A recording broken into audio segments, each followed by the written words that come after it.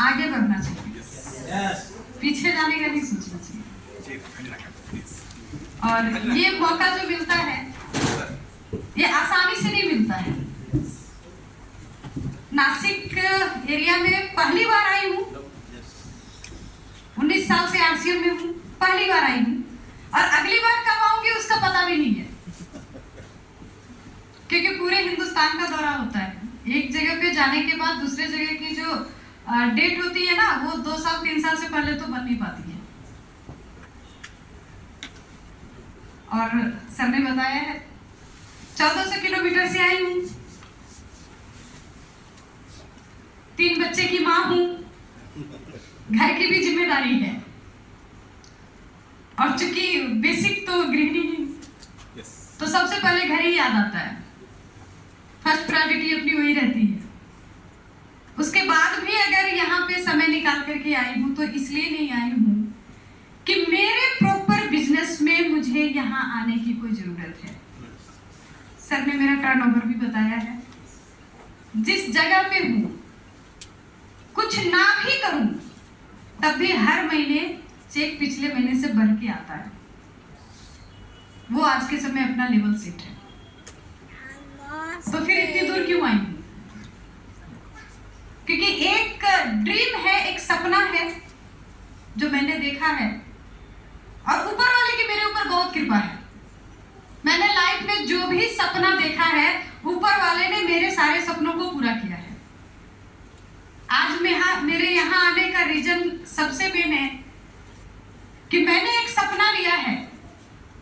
1 साल पहले ये सपना देखा था, 5 साल का मैंने अपने लाइफ में टाइम दिया है। 5 साल मुझे हिंदुस्तान के हर कोने में जाना है, हर एक माँ को, हर एक बहन को जगाना है और 5 साल के अंदर मुझे पूरे हिंदुस्तान से 1000 महिला लीडर खरीदना है।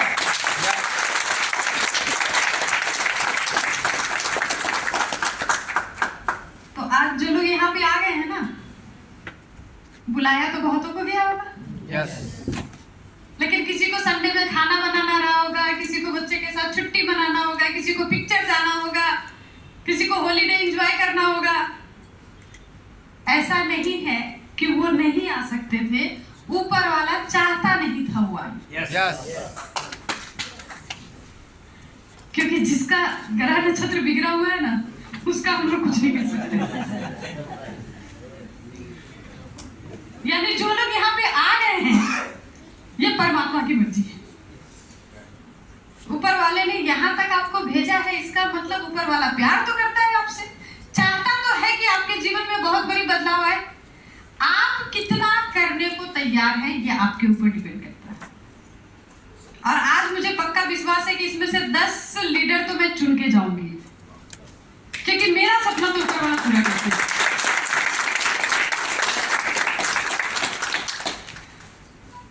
कितने लोग हैं जो पहली बार इस हॉल में आए हैं, पहली बार इस तरह के प्रोग्राम में आए हैं? चलो, बहुत सारे साथी हैं, एक बार जबरदस्त क्लैपिंग होनी चाहिए। ये भी सोच रहे होंगे कि मैडम आके इतनी बड़ी बड़ी बातें कर रही है जैसे पता नहीं क्या करने वाली हैं। तो आरसीएम के लीडर होते ही दीवाने ऐसे ही बातें करते हैं, आदत हो जाएगी आपको। मजे में होते हैं आरसीएम के लीडर, बिल्कुल।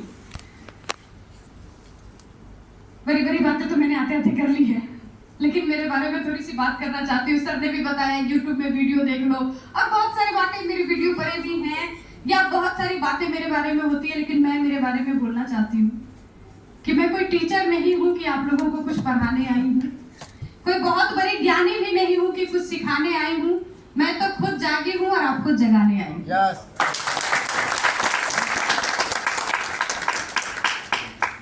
महाराष्ट्र की जो धरती है ना, मैंने किताबों में पढ़ा था जब मैं छोटी थी, और हिस्ट्री मेरा फेवरेट सब्जेक्ट है, अच्छा लगता था मुझे पढ़ने में शुरू से। तो मैंने किताबों में पढ़ा था ये वीरों की धरती है, ये वो धरती है जो अनहोनी को भी होनी कर देती है। ये वो धरती है कि जब जो ठान लेती है तो ऊपर वाले को भी अपना रुख बदलना पड़ता है। ऐसे लोग यहाँ के होते हैं, और ऐसे धरती पे आप आए हो, ऊपर वाले ने कुछ तो देखा है तभी तो यहाँ भेजा है। यानी ऊपर वाले के नजर में आप वो बन तस्वीर और तकदीर को बदल सकते हो। तो एक बार जबरदस्त क्लैपिंग।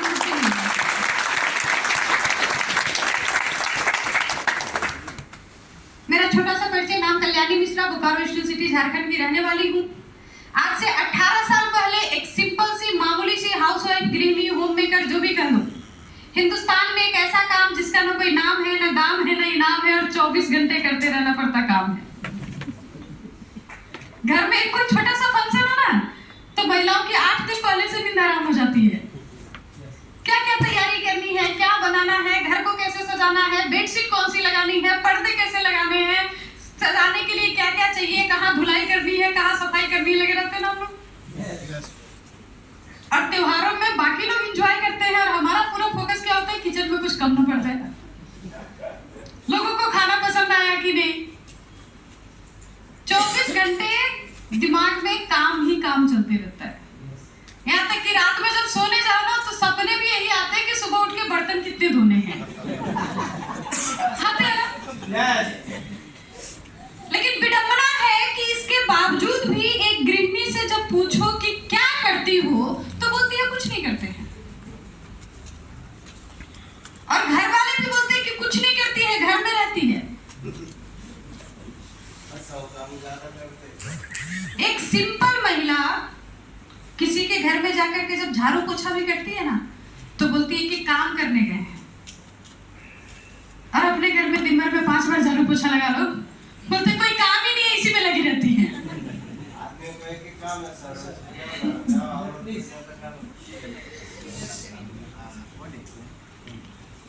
मेरी भी जीवन कुछ ऐसे ही चल रही थी। क्यों चल रही थी? जब मैंने ये सोचने का प्रयास किया, ढूंढने का प्रयास किया, तो मुझे जो पता लगा कि जिस काम को करने का कोई दाम नहीं होता है, उस काम का दुनिया में कोई नाम नहीं होता है। आप प्रयास बहुत कर रहे हो, सफल अगर नहीं हुए ना, तो आपके प्रयास कोई मतलब नहीं रखते। और प्रयास कोई भी सफल तब होती है जब हम पूरे योजना के साथ प्रयास करते हैं। मैं यहाँ आज जो बात करने आई हूँ, बस अपने जीवन में 18 साल के अनुभव को बोलने आई हूँ। क्योंकि मैं अगर मेरे फैमिली बैकग्राउंड के बारे में बात करूं, बिहार की बेटी हूँ, झारखंड में फिलहाल रहती हूँ। जो हमारा कल्चर है, ऐसे तो पूरे हिंदुस्तान की है, लेकिन बिहार यूपी में थोड़ा ज्यादा है। जिस दिन बेटी जन्म लेती है, उस दिन एक ही टारगेट होता है माँ बाप का, इस तरह से तैयार करो कि शादी ठीक ठाक से हो जाए।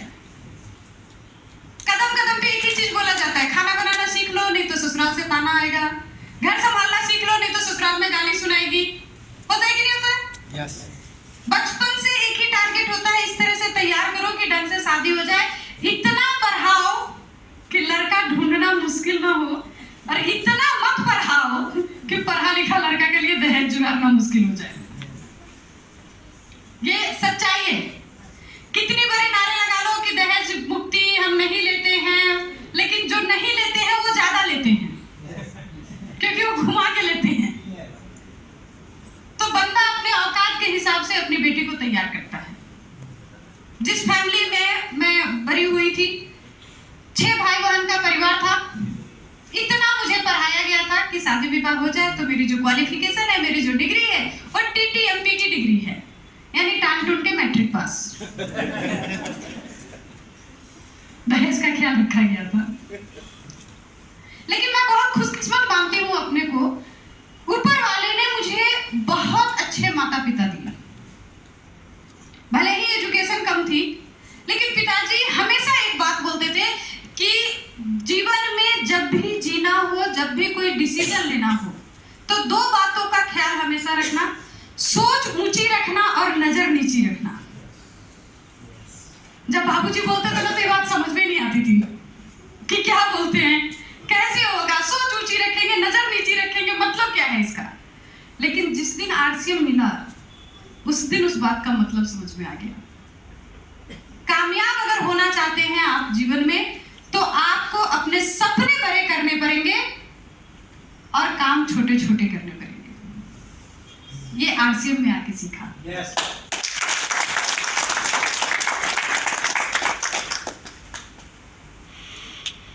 मेरी थोड़ी सी आरसीएम से पहले की जो लाइफ थी थोड़ी सी बात करना चाहूंगी, क्योंकि उतना ही आता है अपने को। भाई 3 बच्चों की माँ हूँ, कहानी सुनाने की आदत है, कहानी ही सुनाती हूँ। उतने से ही काम चलता है अपना। जब मेरी शादी होने वाली थी, देखो लोगों की लव मैरिज होती है या अरेंज मैरिज होती है, मेरी कंप्रोमाइज मैरिज हुई थी। कुछ ऐसा माहौल था कि सर के फैमिली को मैं नहीं पसंद थी, मेरे फैमिली को सर नहीं पसंद थे, तो दोनों तरफ से बातें चल रही थी कि शादी नहीं करनी है, और हमने एक दूसरे को देखा ही नहीं था, फोटो तक नहीं देखा था, तो हमारा तो कुछ ठिकाना ही नहीं था। लेकिन पता नहीं ऊपर वाले की क्या प्लानिंग थी कि हम दोनों के जीजा जी आपस में दोस्त थे। अब उन्होंने कुछ ऐसा माहौल बनाया कि शादी होगी तो वही होगी, नहीं तो हम लोग अपनी अपनी पत्नी को छोड़ देंगे। मेरे शादी के 3 दिन पहले तक, मतलब मेरी शादी की काट बट रही थी, 3 दिन पहले तक मेरे पिताजी का डिसीजन था कि इसी डेट में शादी करेंगे, लेकिन इस लड़का से नहीं करेंगे, किसी और से करेंगे। लेकिन जब घर में ऐसी बात आई तो फिर लोगों को थोड़ा सा शांत होना पड़ा। फिर मैंने भी बोला कि माँ को बोला कि ठीक है, जो हो रहा है होने दो। बोलते वो जब बलि पड़ना ही है तो फरसे से है कि गरासे से क्या पड़ता है। तो मैंने जब ओके कर दिया तो फिर सभी को करना ही था। जब मेरी शादी सेट हुई थी, मुझे बताया गया था लड़का सिविल इंजीनियर है, कोलकाता महानगर में रहता है, एक कंस्ट्रक्शन कंपनी में काम करता है। सुनने में बड़ा मजा आया था, क्योंकि मैं छोटे शहर से थी। महानगर में जाने को मिलेगा, चलो कुछ तो ठीक है, इतनी मुश्किल के बाद जब शादी कर ही रहे तो कम से कम कुछ तो अच्छा होगा। महानगर में रहेंगे, लड़का इंजीनियर है, पढ़ा लिखा है, तो ठीक ठाक ही होगा। सुन के बड़ा अच्छा लगा था।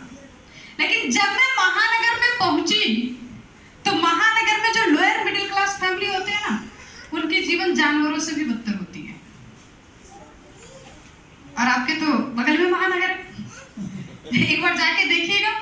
बड़े बड़े बिल्डिंगों को नहीं देखना है, थोड़ा बिल्डिंग के पीछे जाके देखिएगा क्या हालात है। जिस जगह पे मैं रहती थी, मेरे मोहल्ले का सबसे बड़ा घर मेरा था, जिस मोहल्ले में मैं रहती थी। लेकिन मेरा जो घर था 10 बाई 10 का एक रूम था, 7 आदमी का परिवार था, सास ससुर देवर सब उसी में रहते थे। बिहार से हूँ, घूंघट खूब चलता है, उस घर में भी इतना घूंघट करना होता था।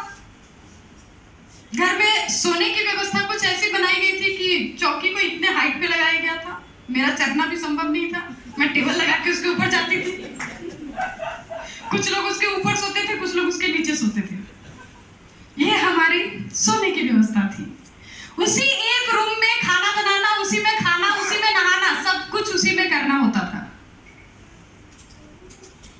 टारगेट ये रहता था, या तो जब सब सोए हैं तभी नहा लो, या तो जब नहाना हो तो सबको घर से बाहर करो। इस तरह की लाइफ थी जब मेरी शादी हुई थी। लेकिन मजे की बात क्या है बताऊं? मैंने अभी बोला ना जगने की बात। मजे की बात यह है कि उस वक्त मुझे लग रहा था कि अच्छा ही तो है, ठीक ही तो है, क्योंकि मेरे मोहल्ले का सबसे बड़ा घर मेरा था, तो बाकियों का कैसा होगा? हम अपने आसपास जो देखते थे वो मुझे लग रहा था ठीक है।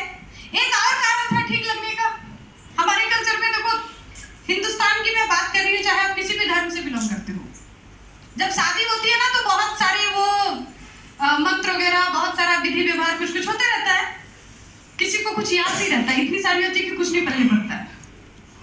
लेकिन जब विदाई होने लगती है ना, तो मम्मी कान में एक बात बोल देती है धीरे से, बेटा आज से दोनों परिवार की जिम्मेदारी तेरे कंधे पे, तुम ही दोनों घर की इज्जत हो, संभाल लेना।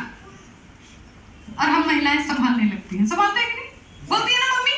अच्छा किनकी मम्मी बोली ये बात? लगभग सभी को बोली है ना। हाँ, तो मेरी मम्मी ने भी बोला था। तो इसीलिए मुझे लगा जो है, जैसा है, मेरा है, इसी में कंप्रोमाइज करके मुझे जीना है। और वो जीवन भी मुझे अच्छा ही लग रहा था। ये अलग बात था कि महीना के पहले संडे हम लोग पिक्चर देखने के लिए हॉल में जाते थे, दूसरे संडे तक टिकट खरीदने की औकात नहीं रहती थी, तो हम लोग किसी पार्क में जाके बैठ जाते थे। तीसरे संडे तक पार्क तक जाने के लिए भी भाड़ा नहीं होता था। और घर जिस एरिया में था उस घर में न खिड़की थे न रोशनी आती थी, भगवान भरोसे चलता था काम। लेकिन फिर भी लग रहा था जीवन ठीक ठाक है, चल रहा है। खाने की व्यवस्था मेरे घर की कुछ ऐसी थी, 7 आदमी के परिवार में महीने में 1 लीटर तेल का खर्चा था मेरे घर में। हेल्थ कॉन्शियस नहीं थे हम लोग, बजट कॉन्शियस थे। संभाल के चलना पड़ता है, तो खाना क्या बनता होगा समझ जाइए। फ्रूट्स के नाम पे हमारे घर में सबसे ज्यादा एक ही फल आता था और वो होता था आम के सीजन में आम आता था, वो भी 2 पीस में गिन के। अच्छा, महानगरों में ना आपको किलो से ज्यादा पीस में मिलेगा। वहां पे किसी चीज का दाम पूछो तो पीस से बताते हैं, किलो से जल्दी बताते ही नहीं है, नहीं तो पाव बताते हैं। उन्हें भी पता है कि औकात इतना ही का है, किलो खरीदेगा कौन। तो पीस से आता था, हमारे यहाँ भी 2 पीस आम आता था। सासू माँ उसका रस निचोड़ती थी, उसमें 1 गिलास पानी मिलाती थी, 2 चम्मच चीनी मिलाती थी और सबको कटोरे में थोड़ा थोड़ा करके बांट देती थी। और हम लोग उसी के साथ रोटी खा करके एक टाइम का काम चला देते थे। क्यों थी ये हालात?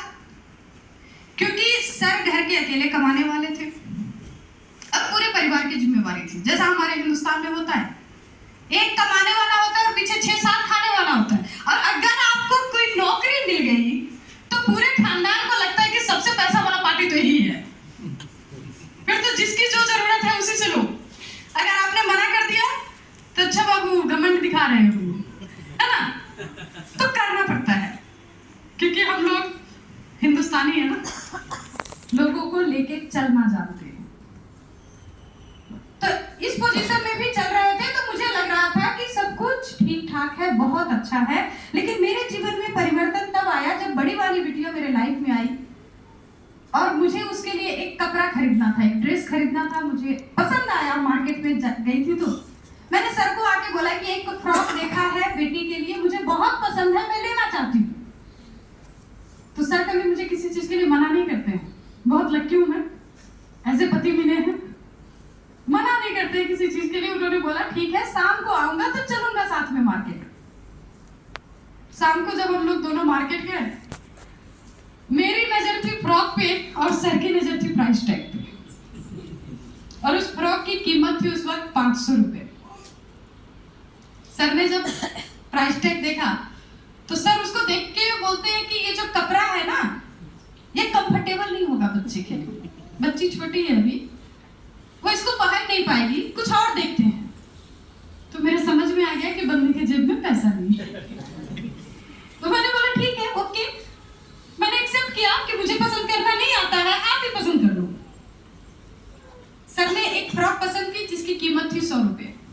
मैंने भी ओके किया, लेके आ गई, क्योंकि दिखाना तो नहीं है ना कि हाँ मुझे तकलीफ हुआ है, कंप्रोमाइज करके जीना है ना, ऐसे ही तो जीते हैं हम लोग। वो ड्रेस लेकर के तो उस दिन आ गई, लेकिन उस दिन मैंने अपने आप से एक सवाल किया कि जिस बच्ची को मैं मेरे मर्जी का कपड़ा तक नहीं पहना सकती हूँ, कल उस बच्ची को जीवन क्या दूंगी?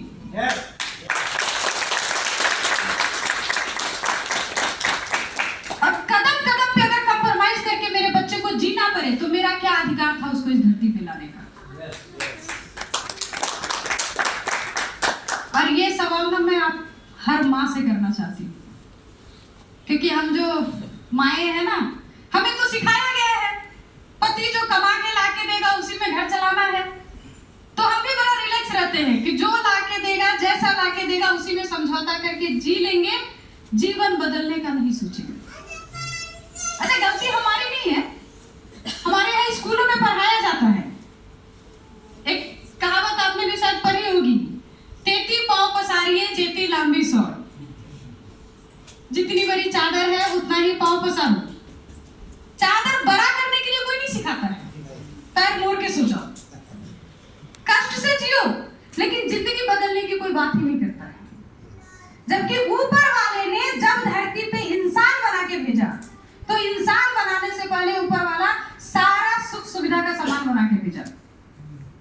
नदी नाले पर्वत फूल पौधे फल तरह तरह के अनाज जीव जंतु जानवर हर कुछ बना के भेजा, उसके बाद इंसान बनाया। अब तू जा धरती पे राज कर। लेकिन हम इंसान क्या करते हैं? गुलामी के चक्कर में भागते रहते हैं। कैसे ही कुछ कुछ पैसे की नौकरी मिल जाए, सिक्योर लाइफ मिल जाए, एक शादी हो जाए, 2-3 बच्चे हो जाए, जैसे तैसे जीवन चल रहा है। अपना जीवन तो आधा बीत गया तैयारी में, अब पूरी एनर्जी लगा देते हैं बच्चों पे, तू ही बेटा मेरा नाम रोशन करेगा, पढ़ो लिखो, अच्छा जॉब करेगा। अच्छा, उसको भी तैयार करते हैं बचपन से कि नौकर बनेगा, अच्छी पढ़ाई करो, अच्छा जॉब करेगा, अच्छा नौकरी करेगा, मेरे से अच्छा जीवन होगा, तुम मेरा नाम रोशन करेगा। पहले खुद का नाम तो बना लो खुद से। खुद जो नहीं कर पा रहे हो उस नन्हे से जान के ऊपर डाल रहे हैं, जिसको पता ही नहीं अभी दुनिया क्या है। क्योंकि हमें क्या सिखाया गया है? कंप्रोमाइज करके जीना है। लेकिन उस दिन मैंने अपने आप से कमिटमेंट किया, जो कंप्रोमाइज मैं कर रही हूं मेरी बच्ची नहीं करेगी, मुझे अपने जीवन को बदलना है।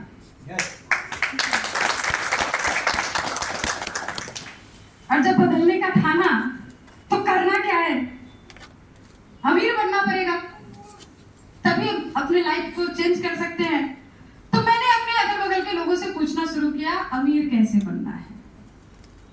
और हिंदुस्तान में देखो एक चीज बहुत ज्यादा है, रायचंद बहुत मिलेंगे आपको, कदम कदम पे राय देंगे, पता हो या नहीं हो लेकिन बताएंगे जरूर। मैंने मेरे पड़ोसियों से पूछना शुरू किया, मुझे अमीर बनना है, मुझे क्या करना होगा। उस वक्त मेरा दिमाग ये काम नहीं किया, अगर मेरे पड़ोसी को पता होता अमीर कैसे बनना है तो मेरा पड़ोसी होता, अंबानी जी का पड़ोसी होता। सही है, सही है। लेकिन लोग सलाह जरूर देंगे, पता हो या नहीं पता हो। लोगों ने सलाह दिया कि बिजनेस में बहुत पैसा होता है। एक सर के जानने वाले थे, उनका होलसेल दुकान था मेडिकल का, उन्होंने बोला रिटेल काउंटर वाले के पास बहुत पैसा होता है, हमसे वो 10 में खरीद के लेके जाते हैं, उसको 20 में बेचते हैं। तो हमें भी लगा कि बहुत पैसा होता है, करना चाहिए। मैंने सर को बोला, सर मेडिकल का रिटेल काउंटर खोलना है, बिजनेस करना है, क्योंकि ये जीवन अपने बच्चों को नहीं देना है। सर बोले करेंगे कैसे? तो मैंने तुरंत सर को सलाह दिया, सर कुछ सेविंग्स है अपने पास, शादी में कुछ जेवर मिले हैं, कमा लेंगे तो फिर से बना लेंगे, पूंजी है, लगाते हैं, शुरू करते हैं। सर बोले ठीक है, प्रयास करो। महानगर में औकात नहीं थी अपने बिजनेस को स्टार्ट करने की, तो हमने छोटे शहर में आकर के बिजनेस को शुरू करने का सोचा। यहाँ से अपनी लाइफ की जर्नी शुरू की, मेडिकल स्टोर खोला तो कस्टमर ही नहीं आते थे। तो लोगों ने फिर सलाह दिया कि डॉक्टर को बुलाओ, तो पेशेंट आएंगे तो दवा सेल होगा। और डॉक्टर बोलते थे कि आपके पास तो मेरा समय बर्बाद हो जाएगा, जाके 3 घंटा बैठेंगे, पेशेंट कहाँ से आएगा? सो पहले बोलो तब आएंगे बैठने के लिए। फिर लोगों ने सलाह दिया नर्सिंग होम खोल लो, पेशेंट भी आएगा, डॉक्टर भी आएगा, दवा भी सेल होगा। तो बड़ा अच्छा लगा सुनने में, हो सकता है, पूंजी थी नहीं अपने पास। फिर मुझे याद आया कि टीटीएमपी तो हूँ, शिक्षित बेरोजगार तो हूँ सरकार की नजर में। मैंने सरकारी स्कीम से PMRY से लोन उठाया, नर्सिंग होम स्टार्ट की। अब हमारे पास पेशेंट भी थे, डॉक्टर भी था, दवा भी सेल होता था। ये जो प्रोसेस थी, लगभग इस प्रोसेस में 1 साल बीत गए थे। तो सर को लगने लगा था कि इसके चक्कर में तो जो भी थे वो भी बर्बाद हो रहे हैं, तो कुछ ना कुछ करना पड़ेगा। सर ने साइड से ट्राई किया और सर की बैंक में जॉब हो गई। तो हमारे पास बैंक में जॉब भी था, नर्सिंग होम था, मेडिकल स्टोर था। सुबह 6 बजे से लेकर के रात के 1 बजे तक सर मशीन की तरह लगे रहते थे। पहले सुबह सुबह उठ के जाना है नर्सिंग होम पे, वहाँ का हिसाब किताब देखना है, फिर जाना है मेडिकल स्टोर पे, फिर वहीं से घर से तैयार होके ही निकलते थे। मैं नाश्ता वहीं पहुंचा देती थी उनका, वहां से नाश्ता किया और नाश्ता करके चले गए बैंक। बैंक से आए तो वहीं आते थे सीधे, फिर वहां का देखा, तब कब घर आएंगे कोई पता नहीं था। कहीं ना कहीं लगने लगा था ना कि अमीरी का सोच के बहुत बड़ा गलती कर लिया, शायद इतनी बड़ी बड़ी चीजें नहीं सोचनी चाहिए थी, मुझे भी लगने लगा था। लेकिन शिद्दत से जब आप कुछ चाहते हो ना, ऊपर वाला आपको आपकी चाहत से मिलाता जरूर है। और उसी नर्सिंग होम में एक पेशेंट एडमिट हुई, उसका देवर RCM में था। अच्छा, उसका भी मकसद था कि ये RCM ज्वाइन कर ले तो कुछ डिस्काउंट हो जाए। तो वो बार बार सर को बता रहा था RCM के बारे में। सर बिल्कुल सुनने के मूड में नहीं थे। एक दिन सर परेशान होकर के बोले कि देखो भाभी घर में बैठी रहती है, जाओ उसको जाके बोलो, अगर उसके समझ में आ गया तो ठीक, नहीं तो आज के बाद टोकना नहीं। और सर को पूरा उम्मीद था कि अब तक तो उसका भी अमेरिका बुखार उतर गया होगा, तो वो हाँ तो नहीं बोलेगी। सर ने इसी उम्मीद से भेजा था। वो बंदा जब मेरे पास आया, लगभग 1-1.5 घंटे तक वो मेरे पास बैठा रहा, बहुत बड़ी बड़ी बातें कर रहा था, लंबा चौड़ा प्लान दिखा रहा था। इस सिस्टम में आप सिर्फ दुकान बदलने से किस्मत बदल जाएगी, करोड़पति हो जाएंगे, गाड़ी खरीद सकते हैं, घर बना सकते हैं, विदेश घूम सकते हैं, बहुत बड़ी बड़ी बातें कर रहा था। 1 घंटे के बाद उसने पूछा, भाभी जी कुछ समझ में आया? तो मेरा रिप्लाई तो कुछ भी समझ नहीं आया, क्योंकि वो इतनी बड़ी बड़ी बातें कर रहा था। मैं एक सिंपल आम गृहिणी थी। आम आदमी को बड़ी बड़ी बातें जल्दी समझ में नहीं आती है।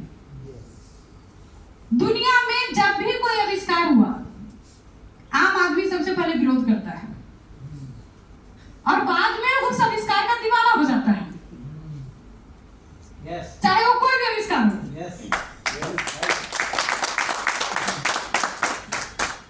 मेरी भी समझ में उसकी बड़ी बड़ी बातें नहीं आ रही थी, लेकिन उसने जब एक बात कही, क्योंकि बंदा उस दिन ठान गया था कि उसको फंसा के जाना है, टारगेट रहा होगा, अपलाइन ने भेजा होगा कि बहुत हो गया, एक भी मुर्गा फंसता नहीं है तेरे से, तो ठान गया था उसको फंसा के जाना है। लास्ट में उसने मुझे एक बात कही कि इस सिस्टम में जुड़ करके अगर आप एक साबुन खरीदते हो तो 1 रुपया आपके बैंक अकाउंट में आएगा। और ये बात मुझे फटाफट समझ में आ गया, क्योंकि मैं एक सिंपल गृहिणी थी। गुल्लक में पैसे जमा करना जानते हैं हम लोग। देखो, हम गृहिणियों की खासियत होती है, कभी चावल के डब्बे में, कभी तकिए के नीचे, कपड़ों के पीछे कुछ ना कुछ छिपा के रखते हैं हम लोग, है ना। और जब जरूरत पड़ता है तो इधर उधर से झाड़ के निकालो तो अच्छी खासी रकम आ जाती है हाथ में। मैंने तुरंत जोड़ा कि महीने में मेरे घर में 4 से 5 पीस साबुन का खर्च है। अगर इसी रफ्तार से खर्च हुई तो पूरे जीवन में 1 लाख साबुन तो जरूर खर्च हो जाएगा। और 1 रुपए अगर एक साबुन पे बचते हैं तो बुढ़ापे में मेरा रिटायरमेंट फंड 1 लाख रुपया।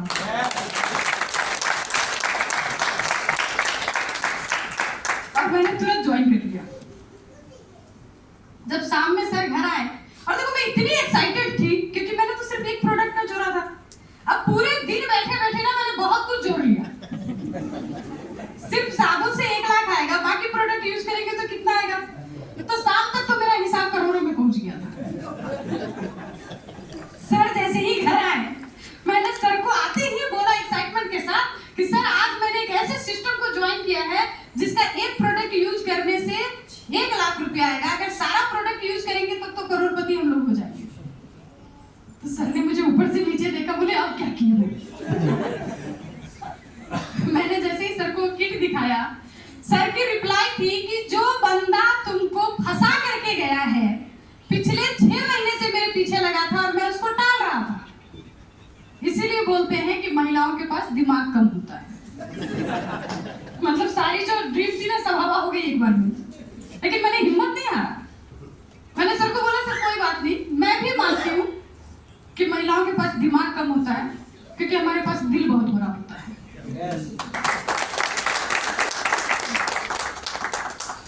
मैंने सर को बोला कि सर देखो, हम महिलाएं जो होती है ना, जिस घर में जन्म लेती हैं, जिस घर में पलती हैं, बढ़ती हैं, अपने दोस्त, रिश्तेदार, भाई बंधु, सब जिनके साथ पूरा जीवन बीतता है अपना, एक बार एक झटके में मम्मी पापा एक नमूना पकड़ के लाते हैं, बोलते हैं इसी के साथ अब पूरा जीवन निभाना है, और हम लोग चुपचाप चले आते हैं। ये दिल का मामला है, दिमाग से थोड़ी होगा। तो मैंने सर को बोला, सर जीवन में बहुत सारी ऐसी काम है जो दिल से डिसीजन लिया है और निभा रही हूँ, ये डिसीजन भी दिल का है, निभा लूंगी।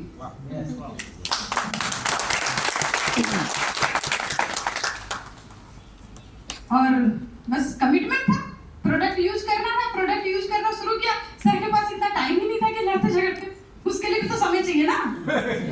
उनको तो ऐसे जगह पे फंसा के रखा था कि समय ही नहीं था उनके पास। तो सर भी ज्यादा बहस करने के चक्कर में नहीं पड़ते थे, ठीक है जो करना है करो। सामान लेना शुरू किया जैसे ही, लेकिन 2-3 महीने लगभग हुए, मेरे एरिया के पिकअप सेंटर बंद हो गए। अब प्रोडक्ट लाने के लिए मुझे अपने यहाँ से 60 किलोमीटर दूर जाना पड़ता। अब उतना मैं जा नहीं सकती थी। एक बेटी थी छोटी सी, उतना ना तो उस वक्त अकल था ना साधन था।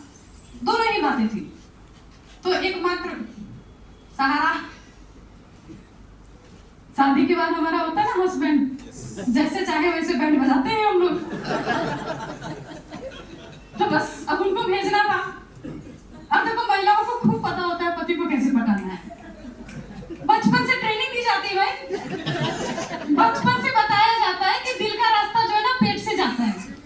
अच्छा खाना बनाना सीख लो तो लोग खुश रहेंगे। और मेरे पति को पटाना और भी आसान है। उनको पकौड़े पसंद है, बनाने में ज्यादा मेहनत भी नहीं लगता है। तो मैं सबको जैसे ही 2-3 दिन खाने में पकौड़े देती थी तो सर समझ जाते थे कि सामान का लिस्ट कभी भी हाथ में आ जाएगा। और उसके बाद जब मैं लिस्ट देती थी तो सर ना बोल ही नहीं पाते थे, पहले से तो पकौड़े खिला के रखा है ना। सर सामान लाने चले जाते थे, लेकिन रायचंद वहां भी पीछा नहीं छोड़ता था। कोई ना कोई मिल जाता सर को और कोई ना कोई टोक के सवाल करने लगता था। अब लोगों को ना आदत हो गई थी, महीने में एक बार ये जाएगा अपने यहाँ से 60 किलोमीटर। लोग भी इंतजार में होते थे कब जाएगा वो। तो कोई ना कोई सर को टोकता था कि कहाँ जा रहे हो, आरसीएम का सामान लाने। अच्छा तुम सामान लाते हो 500 को तो लगभग 10-15 रुपया बचता है तुम्हारा ना। तो सर बोलते हाँ ऐसा ही कुछ है। तो लोग सामने से बोलते थे कि तेरी पत्नी तो मूर्ख है, समझ में आता है, तुम कैसे बैंकर हो, बैंके में काम करते हो जी, हिसाब भी नहीं आता है। जब ऐसी बातें लोग करते थे ना तो सर जब सामान लेके आते थे तो साथ में ढेर सारा गुस्सा भी लेके आते थे। और सर का टोन होता था वो सामान जोर से रखते बोलते पकड़ो अपना सामान, दिमाग खराब करके रखती है बिना मतलब का। तो मेरे समझ में आ जाता था कि आज फिर कोई रायचंद पीन मारा है इनको। तो मैं सर को कुछ बोलती नहीं थी, बस एक गिलास पानी पकड़ा देती थी, 1 कप चाय पिला देती थी, उनका भी माथा ठंडा हो जाता था। देखो सर भी इसीलिए कुछ नहीं बोलते थे कि वो भी जानते थे कि इसकी तो जरूरत ढंग से पूरा ही नहीं कर पा रहे हैं, तो क्या आकर दिखाएं, जो कर रही है करने तो इसी में खुश तो है। उनको पूरा उम्मीद था कि कुछ दिन का भूत है उतर जाएगा, भूल जाएगी। लेकिन 7 महीने ऐसे ही बीते। 7 महीने के बाद 8वें महीने पहली बार मेरे नाम से एक चेक आया जिसके ऊपर लिखा हुआ था कल्याणी मिश्रा। मेरी बैंक में कोई अकाउंट भी नहीं थी तब तक, क्योंकि सोचा ही नहीं था कभी खोलना है। उस चेक के ऊपर लिखा हुआ था कल्याणी मिश्रा और अमाउंट था 555। मेरे जीवन की पहली इनकम।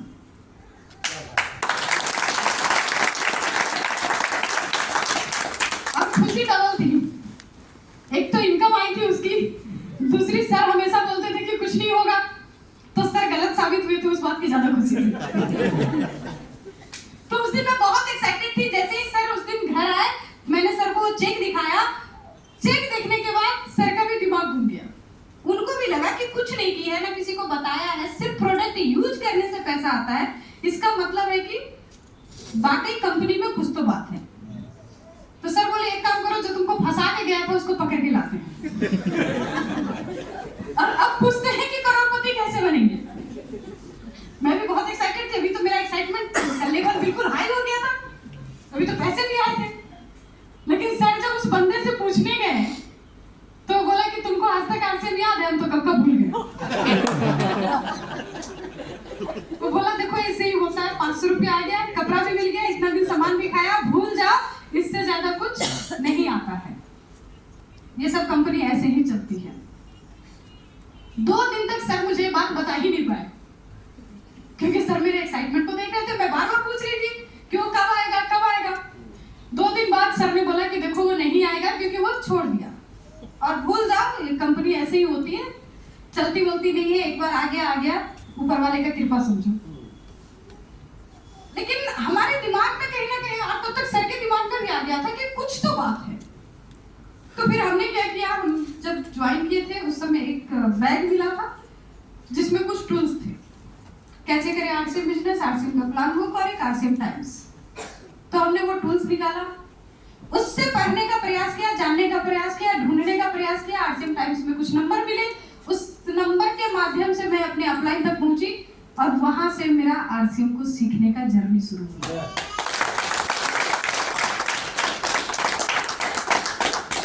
उस दिन अगर उस बैग में टूल्स नहीं होता तो आज कल्याणी मिश्रा स्टारू भी नहीं होती।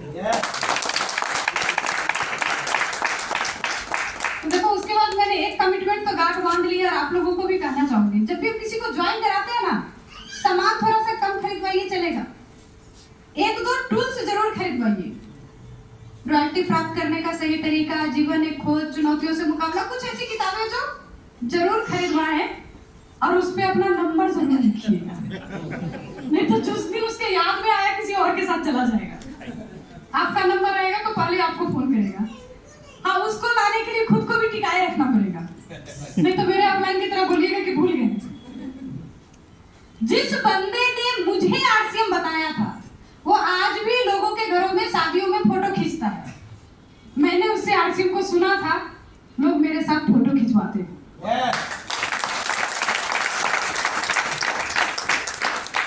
कंपनी वही है, सिस्टम वही है, प्रोडक्ट्स वही है, अंतर क्यों हुआ?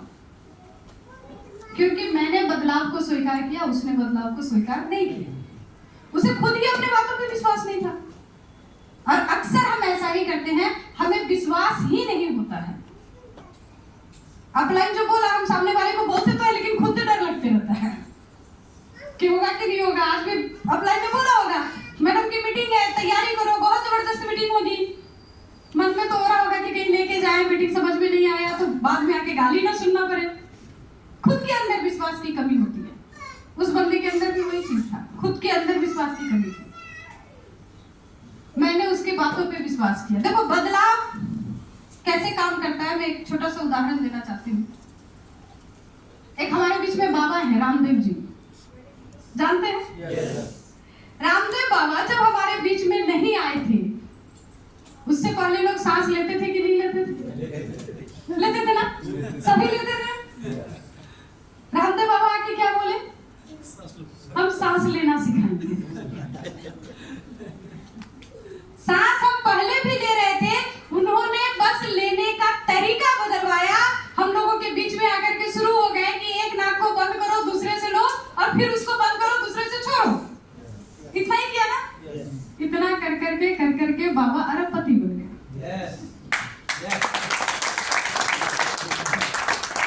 काम वही है, तरीका बदल गया। आरसीएम में भी काम वही है जो हम पहले से कर रहे हैं, बस तरीका बदलना है। और जो लोग अपने तरीका को बदल लिए वो आज के समय में करोड़पति हैं। जो अभी भी सोच रहे हैं करूं कि ना करूं, वो बीच में झूल रहे हैं। घड़ी की जो पेंडुलम होती है ना, देखो घड़ी में कांटा होता है, घंटे का, मिनट का, सेकंड का, और एक होता है पेंडुलम। कांटे को पता है कि उसको घूम के कहां तक जाना है, तो वो अपनी मंजिल तक पहुंचती है, लेकिन पेंडुलम को पता ही नहीं कि जाना कहां है। एक्टिव तो वो भी है, काम तो वो भी कर रहा है, लेकिन वो कहीं पहुंचता ही नहीं है, क्योंकि उसको दिशा सही नहीं पता है। तो मैं जो आपके बीच में आज आई हूं, बस दिशा बताने आई हूं। तैयार है?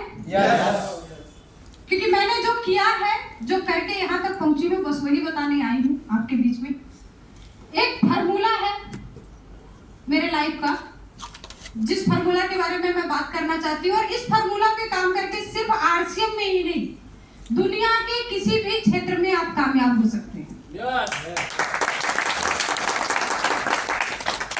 तैयार हैं? सुनेंगे? भूलेंगे तो नहीं? चलो, बहुत अच्छा। एक फार्मूला है बीएससी। बीएससी करनी पड़ेगी। साइंस वाली बीएससी नहीं है, चिंता नहीं करना है, कोई कॉलेज में नहीं जाना है। खुद ही नहीं पढ़ी हूँ, आपको पढ़ने थोड़े भेजूंगी। भैया मेरा रूबी तो टीटीएमपी से हो गया। रूबी होने के बाद मैंने सोचा कि जब लाइफ में इतना सब ले लिया है, मरते वक्त अफसोस क्यों रहे कि एजुकेशन नहीं हुआ, तो आगे भी पढ़ लेते। उसके बाद मैंने मेरा ग्रेजुएशन कंप्लीट किया है रूबी होने के बाद। लेकिन रूबी तक तो अपना टीटीएमपी से काम चल गया था, और आज भी जो एजुकेशन लिया ना उसका कोई रोल नहीं है इसमें। तो मैं जो बात करना चाह रही हूँ, BSc. B for big dream, big thought. सपने बड़े करने पड़ेंगे, सोच बड़ा करना पड़ेगा, बड़ा सपना देखना पड़ेगा। इस सिस्टम में आने के बाद बहुत सारे लोग कामयाब हुए हैं, और बहुत सारे लोग, जबकि ज्वाइनिंग है ना, तब के ज्वाइनिंग वाले बहुत सारे लोग आज भी सोच रहे हैं। कोई खींचतान के रॉयल्टी पहुंचा है, कोई वहां भी नहीं पहुंचा है। अंतर क्या पड़ रहा है? बस उस अंतर की मैं बात करती हूँ। सपने बड़े करने पड़ेंगे। एक उदाहरण मैं देना चाहती हूँ। महात्मा गांधी जी का नाम सुना है आप लोगों ने? महात्मा गांधी जी जिस वक्त हमारे देश के लोगों के पास खाने की कमी थी, पहनने को कपड़ा नहीं था, उस वक्त गांधी जी के पिताजी उनको विदेश भेज के पढ़ाई कराए थे। इसका मतलब बाप के पास पैसा तो था, गरीब घर से तो नहीं थे। जो उनकी एजुकेशन थी, अगर वो वकालत करते अंग्रेज के साथ मिलकर के, तो जिंदगी भर उनको घर, गाड़ी, बंगला, नौकर चाकर सब मिलता, ऐसो आराम की जिंदगी रहती। लेकिन उनके साथ एक घटना हुआ। ट्रेन के फर्स्ट क्लास बोगी से उनको इसलिए निकाला गया कि भले ही टिकट कटाने का औकात है, लेकिन इंडियन हो तो तुम नहीं बैठ सकती हो। अच्छा, क्या अकेले महात्मा गांधी जी के साथ एक घटना हुआ होगा? चुनाव थोड़ी होगा।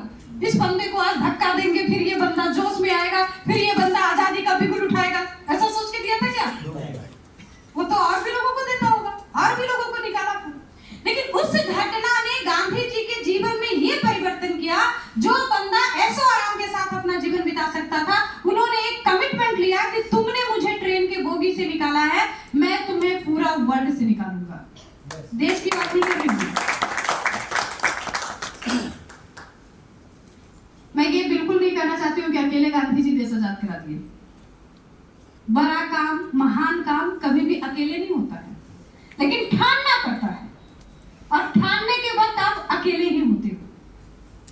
गांधी जी ने ठाना उस दिन। ब्रिटिश राज के बारे में एक कहावत कही जाती थी कि ब्रिटिश राज में सूरज कभी अस्त नहीं होता है, क्योंकि पूरे वर्ल्ड में उसका रास्ता। पूरब जब पश्चिम में अस्त होगा तो पूरब में उदय हो जाएगा। तो इसलिए वो लोग बोलते थे कि ब्रिटिश राज में सूरज कभी अस्त नहीं होता था। एक बंदे ने ठाना, आज के समय पूरे वर्ल्ड से समेट के अपने देश में मुश्किल से हम वहां भी बड़ा चैलेंज है उसके साथ। इतनी बड़ी साम्राज्य को अगर एक बंदे की चाहत हिला सकती है, तो दुनिया में कुछ भी असंभव नहीं है। एक और ड्रीम की बात करती हूँ मैं। 90 के दशक में, 90 के दशक कितने लोगों को याद है? लगभग सभी को यहाँ पे याद होगा। 90 के दशक में हमारे पूरे मोहल्ले में एक फोन होता था और पूरे मोहल्ले का काम चलता था।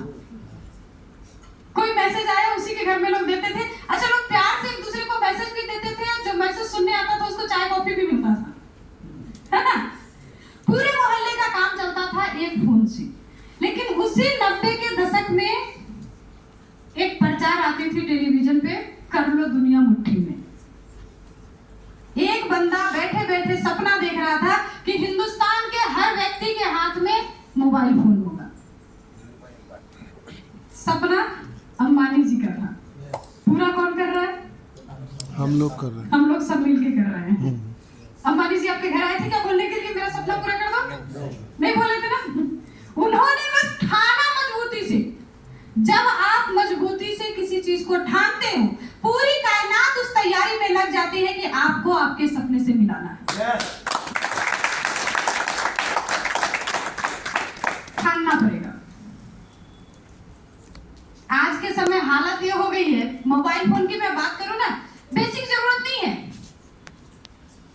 आज भी फोन के बिना लोगों की जान चली जाएगी, ऐसा थोड़ी ना है। जिंदा रहने के लिए तो नहीं चाहिए, पेट भरने के लिए भी नहीं चाहिए। लेकिन हालात ऐसे हैं कि घर में जितने फैमिली मेंबर हैं, सबके हाथ में फोन होना चाहिए। घर में आटा नहीं हो तो काम चल जाएगा, मोबाइल में डाटा जरूर चाहिए। सपना किसी एक का था, पूरा सब मिलके कर रहे हैं। लेकिन एक दिन में पूरा हुआ क्या? बंदे ने कितनी एनर्जी लगाई देख लो। भाई गांधी जी तो हम लोगों को याद नहीं है, हमने तो किताबों में पढ़ा है, लेकिन अंबानी जी तो हमारी याद में है। कितनी मेहनत की, पोस्टपेड लाया, प्रीपेड लाया, 501 रुपए में मोबाइल बंटवाया, उससे भी जब नहीं हुआ परेशान हो गए कि लोग सुन ही नहीं रहा है। यार हिंदुस्तान के आदमी को सुनाना इतना आसान थोड़े ना है। हम तो विरोधी हैं, पहले हम विरोध करते हैं, और जब अपनाते हैं तो इतनी मजबूती से अपनाते हैं कि छोड़ाना भी मुश्किल हो जाता है। इतना परेशान कर दिया, इतना परेशान कर दिया कि तंग आकर के उन्होंने डिसीजन लिया 1 साल फ्री में यूज कराएंगे। चैलेंज फिर भी खत्म नहीं हुआ था। सिम तो फ्री में दे दोगे, लगाएंगे कहां? ये भी चैलेंज था। फिर उन्होंने क्या किया? सस्ता 3,000, 4,000, 5,000 तक में मोबाइल सेट लोगों को अवेलेबल कराया। जैसे भी हो करो, लोगों को इतनी आदत लगा दो, इतनी आदत लगा दो कि बाद में जमीन भी बेचना पड़ेगा तो जमीन बेच के मोबाइल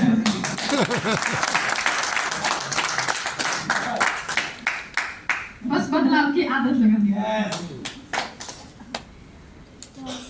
मैं मेरे बारे में भी एक उदाहरण जरूर देना चाहूंगी। देखो, मेरे बचपन से मेरे सपने बहुत बड़े थे और सपने बड़े होने का सबसे मेन कारण था, हमारे समय में संडे के संडे टेलीविजन पे एक फिल्म आती थी, तो पूरे सप्ताह हम लोग इंतजार करते थे संडे को पिक्चर देखना है, तो बड़ा दिल से पिक्चर देखते थे हम लोग। अभी तो इतना पिक्चर चलता है कि कोई आदमी पूरा देखता भी नहीं है, आधा इसको देखा आधा उसको देखा, किसी को कुछ याद ही नहीं है। अब पूरे सप्ताह इंतजार करते थे, संडे को एक फिल्म देखने को मिलती थी तो बड़ा ध्यान से फिल्म देखते थे।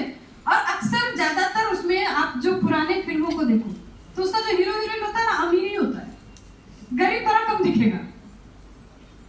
और ज्यादातर मुझे रोमांटिक फिल्में पसंद थी। यश चोपड़ा की फिल्म आप खास करके देखो तो उसमें 2-3 चीज बहुत फेमस होती है। स्विट्जरलैंड की वादियां, उस पर शिफॉन की साड़ी में हीरोइन बर्फ का गोला फेंकते हुए, तो मेरा बड़ा ड्रीम बन गया था कि मुझे भी एक दिन स्विट्जरलैंड जाना है। और जब मेरी शादी हुई तो हम लोग को ना बचपन से परियों की कहानी सुनाई जाती है ना, परियों की दुनिया से एक सपने का राजकुमार आता है, रुपंजल की कहानी सुना है ना, सारे सपने पूरे करते हैं। तो कहीं ना कहीं हमारे दिमाग में भी बैठ जाता है कि हमारे जीवन में भी सपनों का राजकुमार आएगा। तो मेरा राजकुमार जब मेरे जीवन में आया तो मैंने भी अपने सपने बताना शुरू किए। जब मैंने पहली बार मेरे पतिदेव को मेरा सपना बताया कि मुझे घूमने के लिए स्विट्जरलैंड जाना है, तो सर का जवाब था कि मैडम अपनी जो औकात है ना, ज्यादा से ज्यादा तुमको नेपाल लेके जा सकते हैं, क्योंकि सर बिहार के मधुबनी से हैं। नेपाल इतना पास है कि अगर पैदल चले ना तो सुबह से शाम तक चलेंगे तो पहुंच जाएंगे। पासपोर्ट वीजा कुछ लगता नहीं है।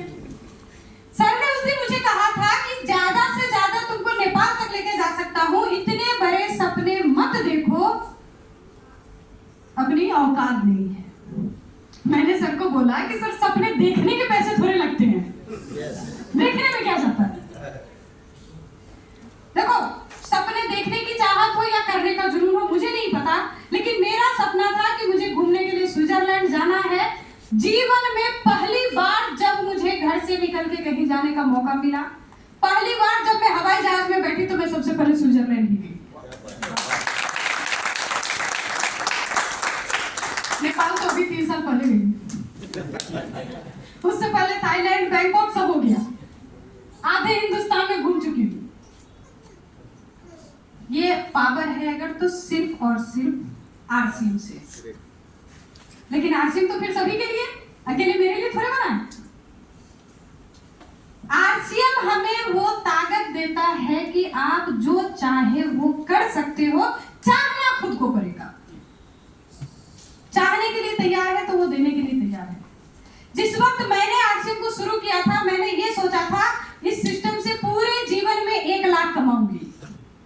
आज के समय ये सिस्टम मुझे महीने का 4 लाख प्लस दे रहा है। सोचना बड़ा पड़ेगा। सोच सकते हैं? yes. कितने लोग तैयार हैं आज से? पक्का? yes. तो आज सबसे पहला काम करना है, अपने कॉपी में एक ऐसा ड्रीम लिखना है जिस ड्रीम को लिखने समय ना आपका हार्ट कांप जाए कि मेरे तो पूरे खानदान की औकात नहीं है सपना को पूरा करने का।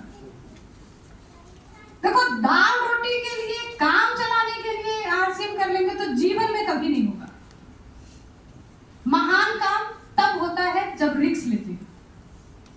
बिना रिस्क के कोई भी महान नहीं बना है,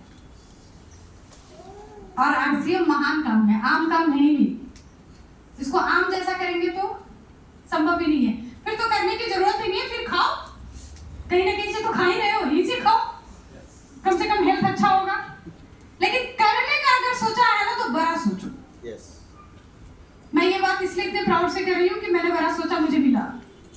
बस बाकी कोई ऐसा नहीं कि एजुकेशन मेरा बिल्कुल 0 है, उस पर बिल्कुल नहीं जाना है। मैं बात कर रही थी बड़े सपने की, बड़े ड्रीम की। बीएससी का फॉर्मूला मैंने दिया था, दूसरा S फॉर स्मॉल एक्शन। सपने बड़े देखने पर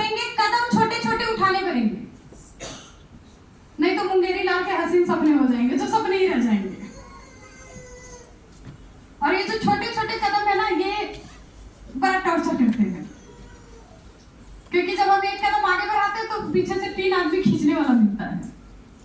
हर आदमी आपको रोकने वाला मिलेगा, टोकने वाला मिलेगा। 25 साल में आज भी लोगों को समझ में नहीं आया। 25 साल का आरसीएम हो गया। आज के समय में आरसीएम से करोड़पति लोगों की संख्या कम से कम जो है लगभग 85 के आसपास है, जो कोर में आते हैं, जो करोड़पति हो चुके हैं। इसके बावजूद भी लोगों को समझ में नहीं आ रहा। आज भी मीडिया बोलता है कि आरसीएम में कुछ नहीं होता है। आज भी मीडिया बोलता है झूठ है। तो बोले आओ मेरे पास दिखाते हैं, हर महीने आ रहा है। लेकिन आज भी लोगों को विश्वास नहीं है। 25 साल में लोगों को विश्वास नहीं है। रूपांतरण यात्रा कर रहे हैं हम।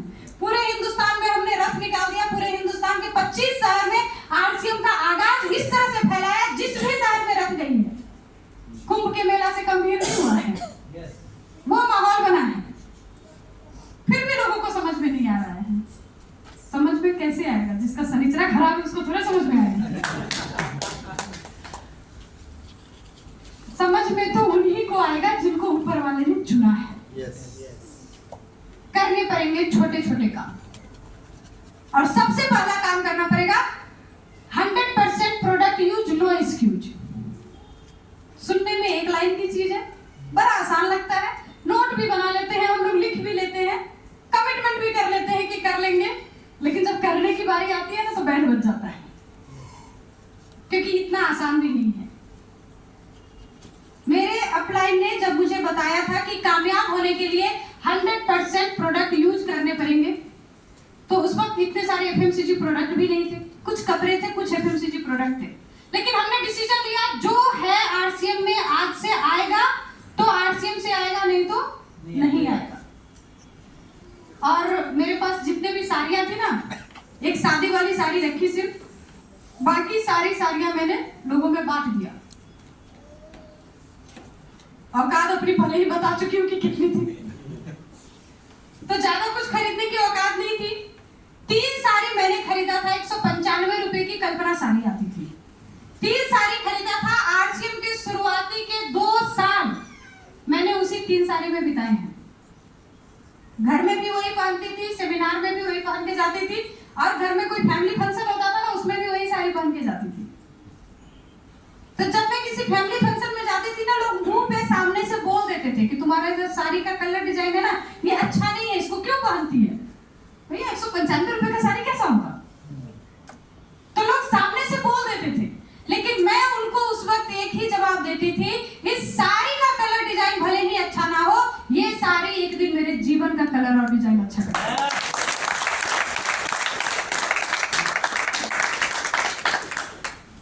आज के समय में दुनिया की महंगी से महंगी साड़ी खरीदने की औकात है मेरी, जो चाहे खरीद सकती हूँ, लेकिन आज भी पसंद आरसीएम वाली साड़ी नहीं आती है, क्योंकि ये साड़ी सिर्फ साड़ी नहीं है, लोगों के जिंदगी को बदलने का माध्यम है।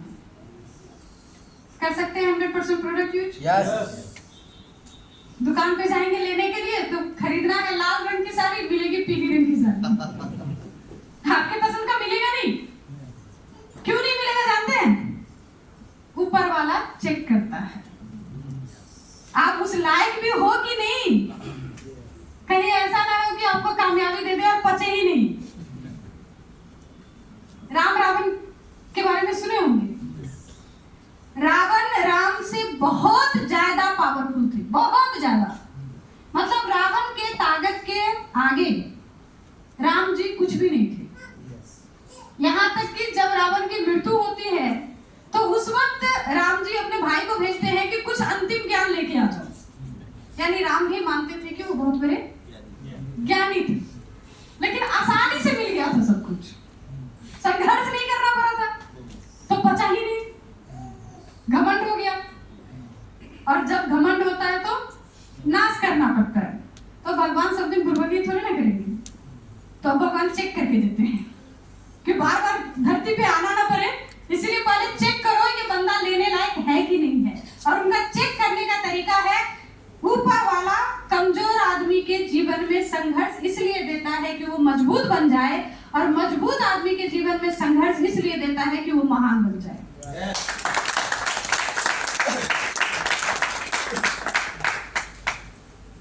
कर सकते हैं 100% प्रोडक्ट यूज? यस।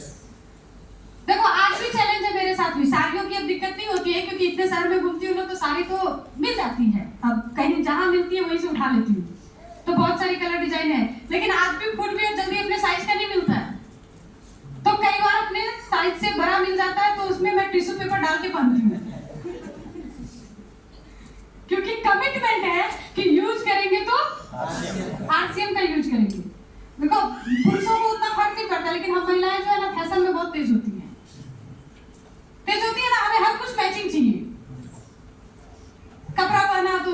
भी मैचिंग चाहिए, पर्स भी मैचिंग चाहिए, ज्वेलरी मैचिंग चाहिए, सब ढूंढते हैं ना। आज भी जरूरी नहीं है कि हर वक्त मेरे पसंद का मिल जाए, लेकिन आज भी मुझे ये पता है कि ये जो कपड़ा है, ये जो शूज है, ये जो प्रोडक्ट है, ये लोगों के जिंदगी को बदलने का प्रोडक्ट है।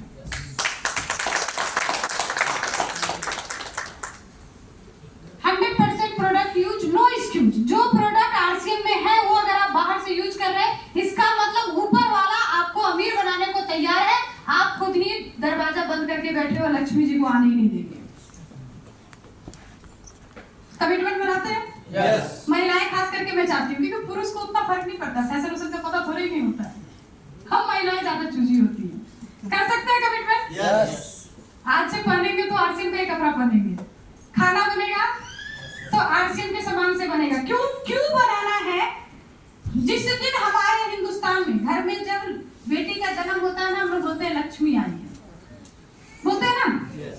घर में जब बहू आती है तो आरती उतारते हैं कि घर की लक्ष्मी आई है, और 4 दिन बाद वो लक्ष्मी लोगों के आगे हाथ फैलाती है। चूड़ी पहनना है, एक ज्वेलरी खरीदनी है, एक साड़ी खरीदनी है, बिंदी तक खरीदनी है, तो कभी सासू माँ दे दे, कभी पति दे दे, कभी मायके से मिल जाए, यही करते हैं ना। ये कैसी लक्ष्मी है? लक्ष्मी तो वो होनी चाहिए जो हाथ झाड़े तो पैसे झड़े, और ये लक्ष्मी हर समय हाथ फैलाती है, फिर काहे की लक्ष्मी? मौका है आपके पास, एक छोटी सी शुरुआत। जैसे ही आप आरसीएम के प्रोडक्ट यूज करना शुरू करते हैं ना, कपड़े धोते हैं साबुन से, पानी में बहा देते हैं, आपका साबुन पानी में भर के जाता है और अकाउंट में पैसे आता है। अगरबत्ती जलाते हैं तो राख होता है ना चल के, वो राख होता है, धुआं उड़ता है और आपके अकाउंट में पैसे आते हैं। लिपस्टिक लगाते हैं, काजल लगाते हैं, मेकअप करते हैं, उससे भी अब पैसे आते हैं। जब हर काम को करने से लक्ष्मी हमारे घर में आने को तैयार है, फिर किस बात का इंतजार है? कर सकते हैं 100% Yes. पक्का? Yes. वादा है? Yes. हो जाएगा? Yes. ये तो मैंने सिर्फ बात की थी वेल्थ की, लेकिन असली मिशन जो हमारा है, आरसीएम क्यों करना चाहिए? आरसीएम ना तो कोई बिजनेस है, ना तो फंसने फंसाने का धंधा है। आरसीएम एक अभियान है, नए भारत के निर्माण का अभियान है। अब सवाल आता है कि नए भारत में बनाना क्या है? भारत तो ऑलरेडी बना हुआ है, इतनी डेवलप है, इतनी शानदार हॉल में हम लोग बैठ के आज मीटिंग कर रहे हैं। आज हमारा विकास विकसित देश है, फिर हमें क्या बनाना है? किचन में भी हम जाते हैं ना, तो खाना बनाने से पहले सोचते हैं बनाना क्या है, तभी निकालते हैं इंग्रेडिएंट्स। तो हमें क्या बनाना है, ये हमें पहले जानना होगा। नए भारत के निर्माण में हमारे 3 मुख्य उद्देश्य है: स्वास्थ्य रक्षा, स्वावलंबन, महिला सशक्तिकरण। क्यों स्वास्थ्य रक्षा पे हमें काम करना चाहिए? क्योंकि इतने सारे अस्पताल हैं, इतने सारे मेडिक्लेम्स हैं, हम जब किसी के सामने जाते हैं बात करने, तो लोग बोलते हैं कि मेडिक्लेम कराया है, हॉस्पिटल के बिल की चिंता नहीं है। अक्सर लोग बोलते हैं जी मेरा तो 10 लाख का, मेरा तो 25 लाख का, करोड़ों का मेडिक्लेम लोगों ने करके रखा है। मतलब पहले से पता है कि बीमार पड़ने वाले हैं, इंतजाम कर लो।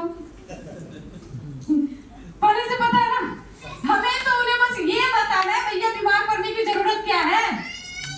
ऊपर वाला बीमार थोड़ी भेजा था धरती पे, ऊपर वाला तो हमको स्वस्थ भेजा था धरती पे, तो स्वस्थ रहो ना। स्वस्थ रहने का उपाय हमें बताना है। क्यों इस पे काम करना है? छोटे से आंकड़े से मैं बात करना चाहती हूँ। देखो, मैंने पहले बोला मेरी जो क्वालिफिकेशन है टीटीएमपी की है, तो मेरे बात पे ज्यादा जाना नहीं है, लेकिन अंबानी जी की कृपा से आप सबके हाथ में एक डब्बा है, स्मार्टफोन, और उसमें एक गूगल बाबा है, जिनसे जो पूछो उसका जवाब वो देते हैं।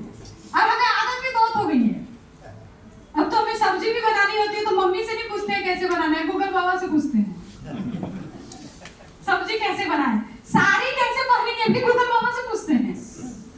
पूछते हैं कि नहीं पूछते? Yes. तो बस वही काम करना है। एक बार गूगल बाबा से पूछना है पिछले 2 साल में कितने सेलिब्रिटी की डेथ हुई।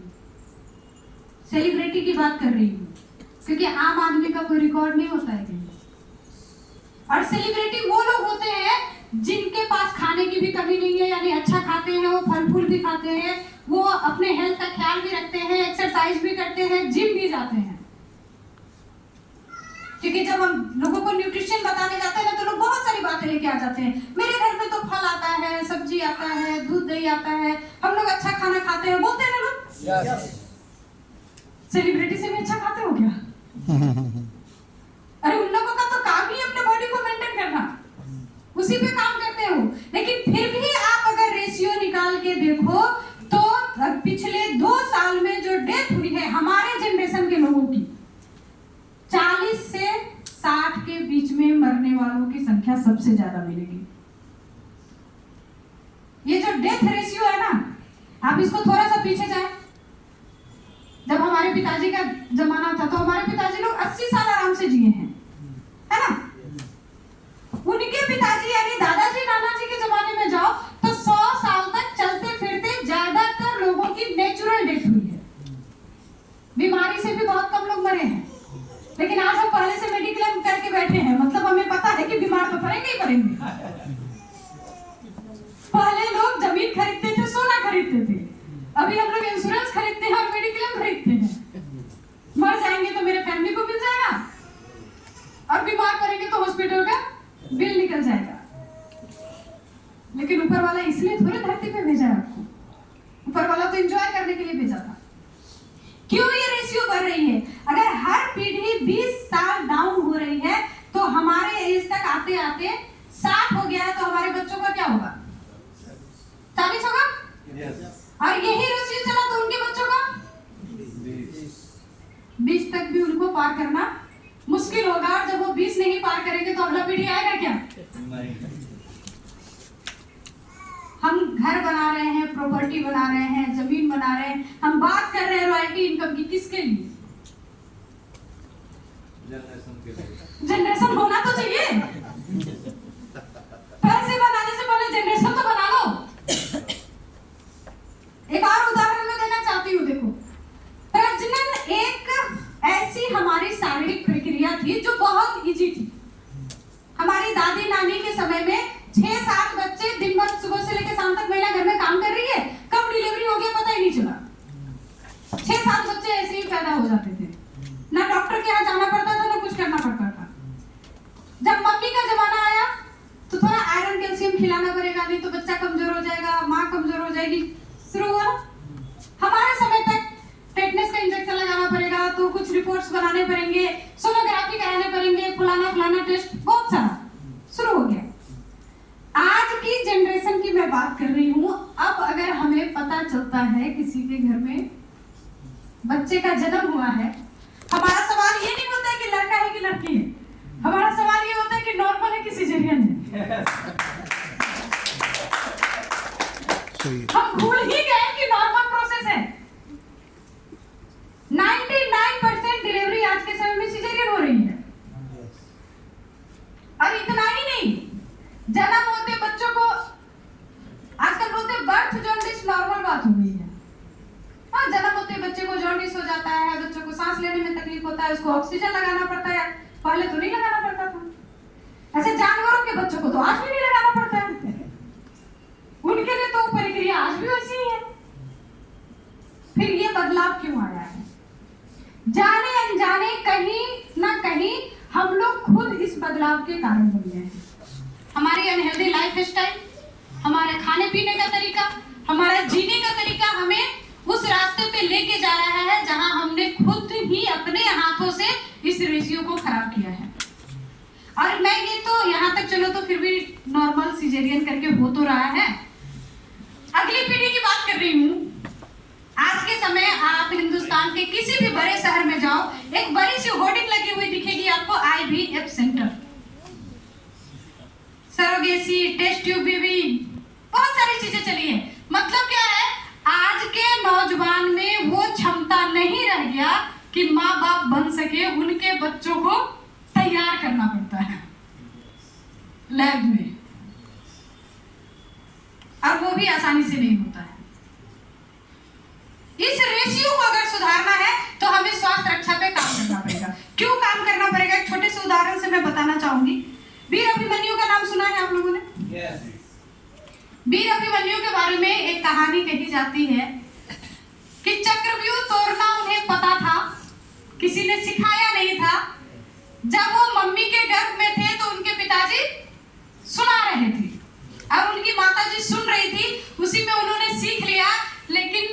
निकलने की बारी आई, सातवें चक्र से जब तक निकलने का प्रक्रिया पता चलता तब तक मम्मी को नींद आ गया और बच्चे ने नहीं सुना।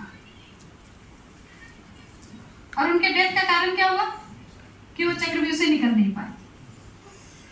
अगर उनकी मम्मी को पता होता कि आज मेरे सोने से मेरा बच्चा शहीद हो जाएगा, मौत के मुंह में चला जाएगा, तो क्या कभी सोती वो? नहीं, कभी भी नहीं सोती। एक माँ अपने बच्चे के लिए कुछ कर जाती है, लेकिन जाने अनजाने जिंदगी भर वो इस अफसोस में जी कि मेरे सोने से मेरा बच्चा मौत के मुंह में चला गया। जान के नहीं किया था, अनजाने में गलती हुई थी। कहीं ना कहीं हम भी अपने बच्चे के प्यार में ना अनजाने में ऐसी गलती कर रहे हैं। बच्चा को जो पसंद है वही खिला देंगे, पेट तो भर जाएगा। ये हमारी सोच हो गई है। क्यों? हमारा ब्रेन वॉश किया गया है। टेलीविजन में हमें दिखाया मम्मी मम्मी भूख लगी तो मम्मी बोलती बेटा 2 मिनट, और 2 मिनट में मम्मी नूडल्स बना के देती है, बेटा बड़े प्रेम से खाता है। तो देख के हमारी मम्मियां भी सीख गई कि 2 मिनट में बना के दे दो, बच्चा प्रेम से खाता है। बच्चा खा क्या रहा है वो तो चेक करो। जाने अनजाने हम अपने हाथों अपने अगले पीढ़ी को जहर खिला रहे हैं। और सिर्फ एक प्रोडक्ट की मैं बात नहीं करती हूँ,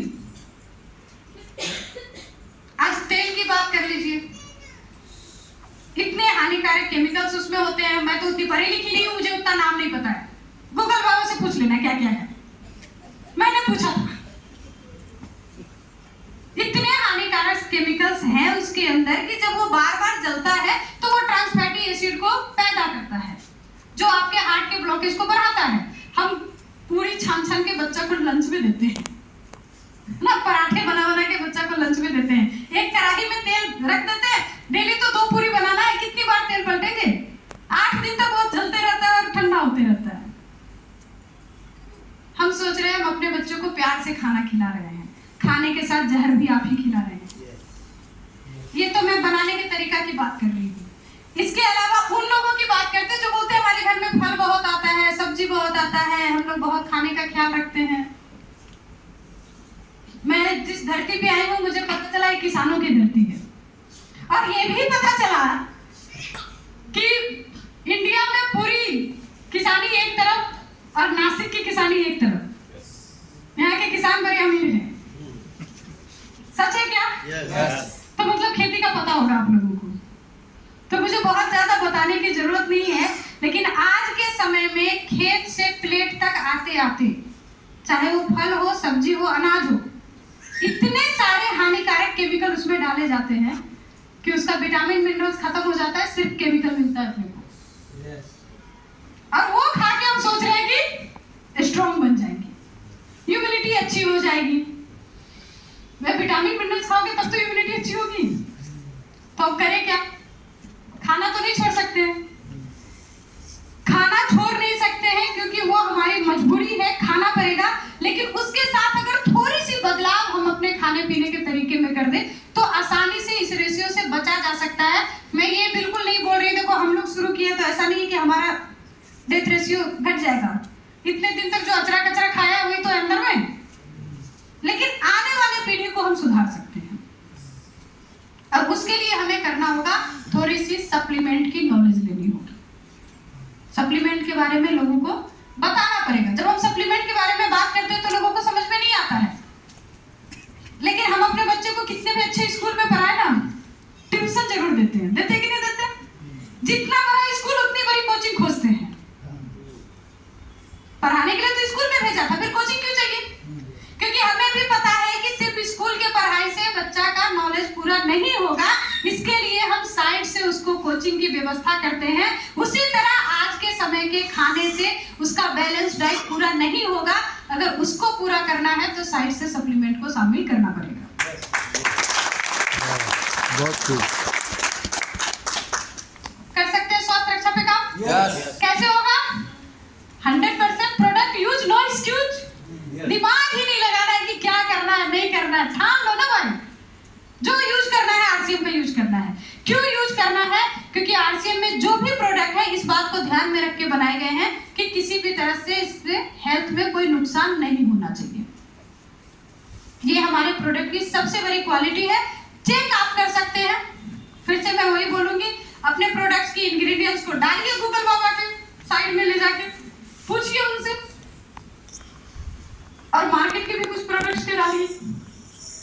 मैंने जिस दिन सर्च किया था ना, मैंने शैम्पू का सर्च किया था, एक बंदे को ऐसे ही बताने के लिए। उसके घर का शैम्पू उठाया, उसके शैम्पू में जो जो इंग्रेडिएंट्स थे मैंने डाला, मेरे शैम्पू में जो जो इंग्रेडिएंट्स थे उसको भी डाला। बहुत ज्यादा चीज मुझे याद नहीं है, लेकिन एक दो चीज मेरे दिमाग में समा गई। उसमें 2-3 तरह की पैराबीन थी। तो मैंने गूगल बाबा से पूछा कि पैराबीन के फायदे क्या है, नुकसान क्या है। आप भी पूछ के देखिएगा। फायदे ये है कि कॉस्मेटिक प्रोडक्ट को लंबे टाइम तक वो सुरक्षित रखता है, लेकिन जब नुकसान देखने लगे तो सिर्फ उस प्रोडक्ट के यूज होने से स्किन कैंसर हो सकता है, हार्मोन डिसबैलेंस हो सकता है, थायराइड बढ़ सकती है, एंजाइटी हो सकती है, यहाँ तक कि बर्थ एबनॉर्मलिटी भी हो सकती है, यानी आपका आने वाला बच्चा अपंग पैदा हो सकता है। जिस प्रोडक्ट को हम यूज कर रहे हैं अपने आप को सुंदर बनाने के लिए, वो प्रोडक्ट हमारे जीवन की सुंदरता को खत्म करने का काम कर रहा है। स्लो पॉइजन है, इतना धीरे काम करता है कि हमें पता ही नहीं चलता है कि किसके वजह से हुआ। बस थोड़ा सा जगिए, यही जगाने में आई हूं। आप जो भी प्रोडक्ट यूज करते हैं पूछ लीजिए ना गूगल बाबा से किसमें क्या है, पूछने में क्या जाता है। सर्च करके यूज करो। आदत तो है हमें, कुछ ना कुछ तो सर्च करते हैं, कभी गाना करते हैं, कभी कहानियां करते हैं, कभी फिल्में करते हैं, कुछ काम की चीजें भी सर्च कर लो। डाटा तो फ्री का है, यूज करोगे तो भी खत्म होगा, नहीं यूज करोगे तो भी खत्म होगा। कर सकते हैं? Yes. आसान तरीका है 100% प्रोडक्ट यूज। Yes.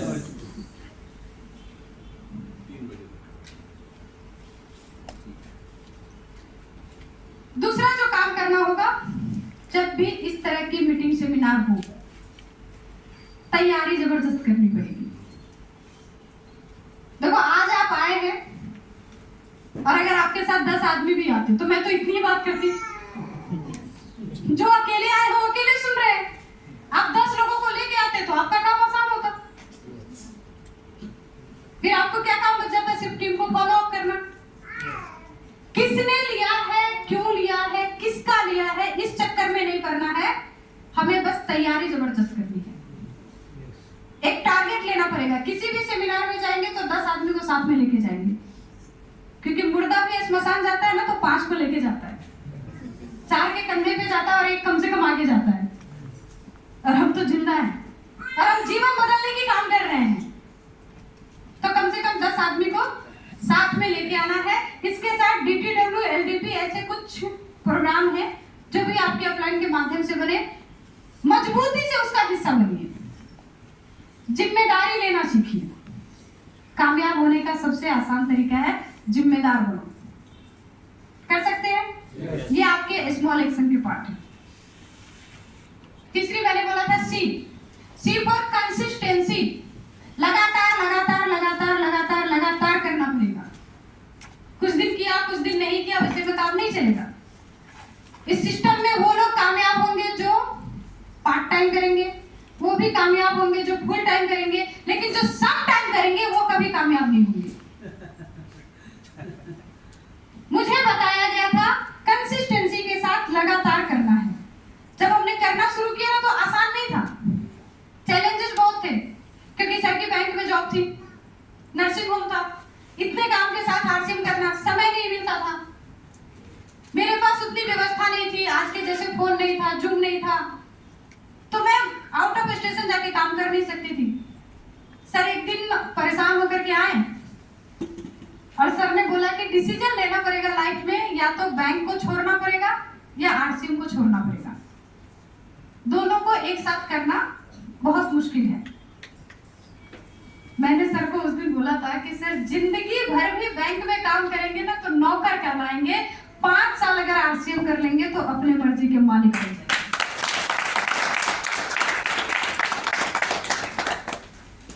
और जब ये बात की थी ना, उस वक्त हमारी जो बिजनेस थी, ओपनर के आसपास के उस वक्त नाम नहीं हुआ करता था वाइटल का, लेकिन 70,000 से 1 लाख के बीच की बिजनेस थी हमारी।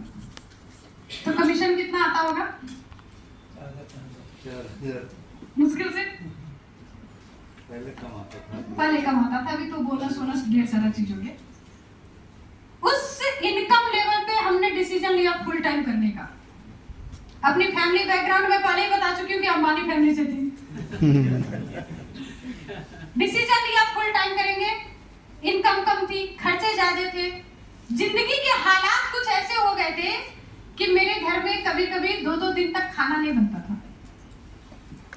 जितने रिलेटिव थे वो लोग तो पहले साइड हो गए कि ये लोग तो पागल हो गया है। घर में ताना सुनने को मिलता था। ससुराल में लोग बोलते थे कि लोगों के घर में बहू आती है तो लक्ष्मी आती है। मेरे घर में ऐसी कुलक्ष्मी आई है कि मेरा अच्छा खासा कमाने वाला बेटा निकम्मा हो गया है। सर मैट्रिक के जब एग्जाम दिए ना, तब से सर ने अपने पढ़ाई के लिए कुछ ना कुछ वो काम किए हैं, क्योंकि जिस फैमिली से बिलोंग करते थे उनको करना पड़ा था, तो वो शुरू से घर में कुछ ना कुछ दिया।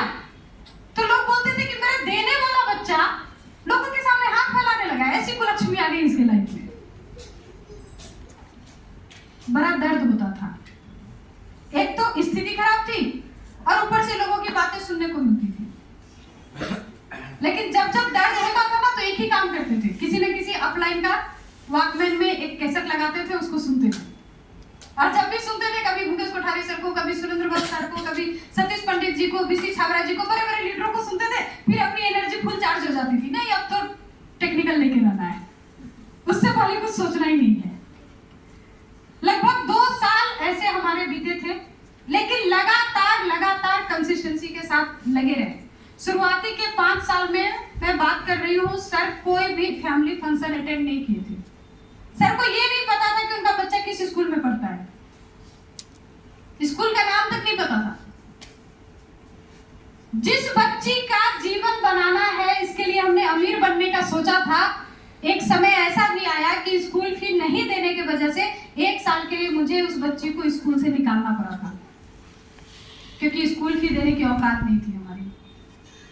लेकिन कमिटमेंट मैंने लिया था।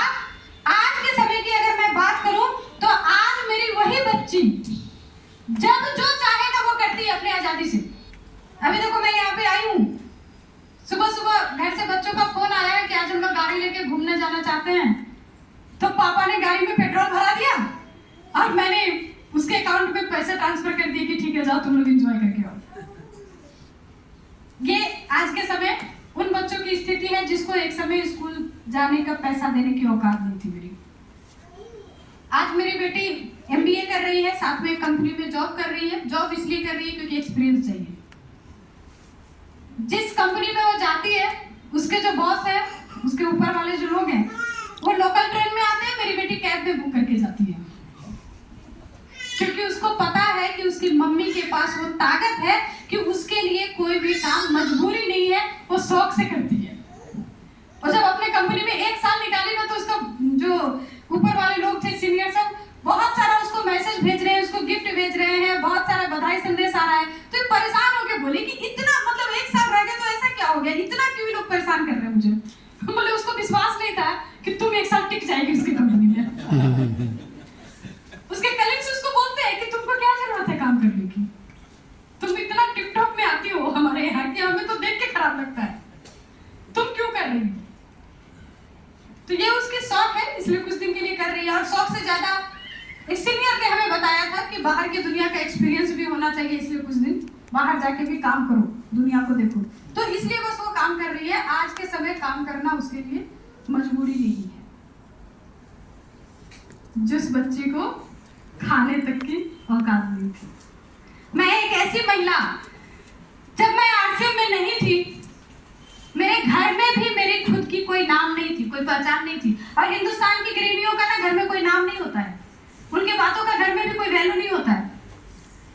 घर में भी लोग ना किसी की मम्मी, किसी की चाची, किसी की नानी, किसी की दादी, उससे भी नहीं हो तो किस गांव से हो, गांव के नाम से बुला लेते हैं, बुलाते हैं ना। Yes. जालना वाली, पैठन वाली, नासिक वाली, मुंबई वाली, ऐसे नाम दिए जाते हैं। मेरी भी वैसे ही नाम थी। लेकिन आज के समय इस सिस्टम के बदौलत पूरे हिंदुस्तान में लोग मुझे मेरे नाम कल्याणी मिश्रा बुलाते हैं।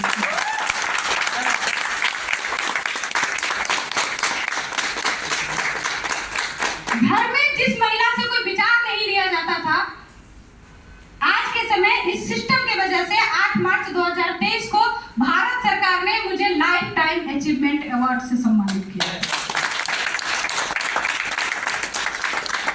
और जब मैं आरसीएम में नहीं थी, अपनी छोटी छोटी जरूरतों के लिए लोगों के आगे हाथ फैलाती थी। मेरे जो इनकम का सबसे बड़ा जरिया होता था कि कभी सब्जी भाजी खरीदने गए, 100 रुपए का बिल बना, पतिदेव को 120 रुपए का हिसाब बताया, तो 20 रुपए अपनी इनकम होती थी। कैसा ना लोग ऐसे? हालांकि अभी चैलेंज हो गई है, अभी तो पतिदेव बोलते हैं कि बारकोड भेजो, स्कैन करता हूँ, पैसे देते ही नहीं है। दूसरा मेरा सबसे बड़ा इनकम का जरिया था कि पतिदेव के जेब में कुछ पैसे छूट जाए और कपड़े धोते वक्त मुझे मिल जाए। सबसे बड़ा इनकम का जरिया था। 20-25 रुपए के लिए लोगों के आगे हाथ फैलाना पड़ता था। आज के समय मैंने मेरे खुद के इनकम से, पतिदेव की इनकम की बात नहीं कर रही हूँ, उनकी आईडी अलग है, मेरी आईडी अलग है। मैंने मेरी खुद के इनकम से मेरे पतिदेव को शादी के 25वें सालगिरह पे 25 लाख की किया कैरेंस कार गिफ्ट की।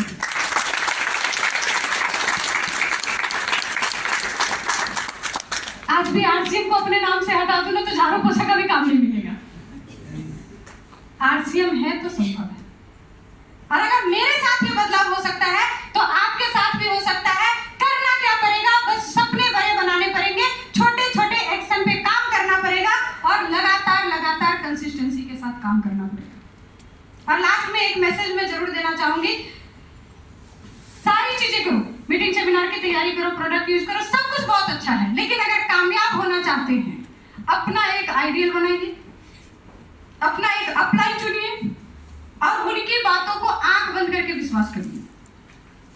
सिर्फ आरसीएम के मामले में, बाकी मामले की बात नहीं कर रही हूं मैं। घरेलू मामला नहीं पूछने जाना है अपलाइन से। घर में आज पति से झगड़ा हो गया, कैसे मनाएं, उसमें नहीं डालना है अपलाइन को। ग्रोथ कैसे करें, अभियान प्रचार कैसे करें, लोगों को इसके बारे में कैसे बताएं, इस पे बात करना है, लेकिन अपलाइन से करना है। इस सिस्टम में कुछ होते हैं अपलाइन और कुछ होते हैं ठपलाइन, चुनना पड़ेगा। आसान तरीका है, जिसके संगत में रहने से आपकी सेल्फ ग्रोथ हो, यानी आपके व्यक्तित्व का विकास हो, आपके बिजनेस का विकास हो, आपके टीम का विकास हो, वो आपका अपलाइन। जिसके संगत में रहने से निगेटिव बातें हो, आपका कोई भी नुकसान हो, वो आपका ठपलाइन। किसका सुनना है? ठपलाइन बोले तो बाय बाय कर देना। कर सकते हैं? Yes.